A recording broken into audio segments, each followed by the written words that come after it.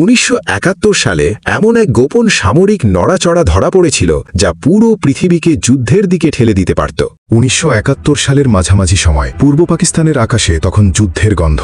সীমান্তের ওপারে প্রতিদিন গুলির শব্দ বাড়ছে, আর ভারতের গুপ্তচর সংস্থা একের পর এক গোপন রিপোর্ট দিল্লিতে পাঠিয়ে চলেছে। কিন্তু সেই রাতের বার্তাটা ছিল অন্যরকম, এতটাই ভয়ঙ্কর, এতটাই অস্বাভাবিক যে রিপোর্টটি হাতে পেয়েই দক্ষিণ ব্লকের একটি ঘরে হঠাৎ নেমে আসে নিস্তব্ধতা। কারণ রিপোর্টে লেখা ছিল পূর্ব পাকিস্তানের ভেতরে অদ্ভুত এক সামরিক স্মরণ শুরু হয়েছে, আর সেটি শুধু বাংলাদেশ যুদ্ধের জন্য নয়, এর পেছনে লুকিয়ে থাকতে পারে আরও বড় আন্তর্জাতিক সংঘর্ষের ইঙ্গিত। সেই সময় পাকিস্তান সেনাবাহিনী অপারেশন সার্চলাইট চালিয়ে পূর্ব পাকিস্তানে ভয়াবহ দমন অভিযান শুরু করেছে। লাখো শরণার্থী সীমান্ত পেরিয়ে ভারতে ঢুকছে।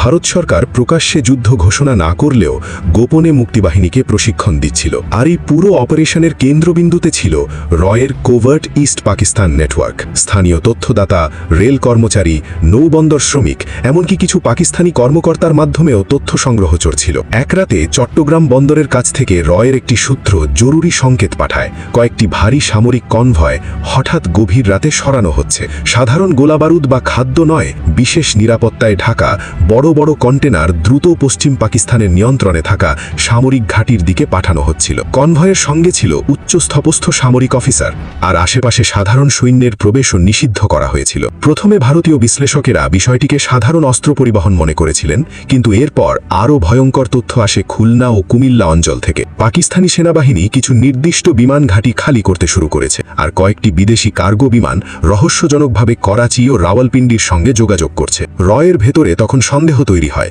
পাকিস্তান কি বড় কোনো আন্তর্জাতিক সহায়তা পেতে যাচ্ছে? এই প্রশ্নের উত্তর খুঁজতেই দিল্লিতে শুরু হয় গোপন বৈঠক। কারণ সেই সময় পাকিস্তানের সঙ্গে ঘনিষ্ঠ সম্পর্ক ছিল চীন ও যুক্তরাষ্ট্রের। ঠান্ডা যুদ্ধের উত্তেজনায় পুরো দক্ষিণ এশিয়া তখন আন্তর্জাতিক দাবার বোর্ডে পরিণত হয়েছে। রয়ের কিছু কর্মকর্তা আশঙ্কা করেছিলেন, যদি ভারত সরাসরি যুদ্ধে নামে তাহলে পাকিস্তান তার মিত্রদের সক্রিয় করতে পারে। আর সবচেয়ে ভয়ঙ্কর আশঙ্কা ছিল, যুদ্ধ যদি নিয়ন্ত্রণের বাইরে চলে যায় তবে কি পারমাণবিক শক্তিধর দেশগুলো এতে জড়িয়ে পড়বে? তখনও ভারত আনুষ্ঠানিকভাবে পারমাণবিক শক্তিধর দেশ নয়, কিন্তু গোয়েন্দা মহলে জানা ছিল বিশ্ব শক্তিগুলোর সামরিক নড়াচড়া দক্ষিণ এশিয়ার পরিস্থিতিকে ভয়াবহ দিকে ঠেলে দিতে পারে। রয়ের ইন্টারসেপ্টেড কিছু বার্তায় ইঙ্গিত পাওয়া যায় ভারতীয় নৌবাহিনীর গতিবিধিও বিদেশি শক্তিগুলো নজরদারিতে রেখেছে।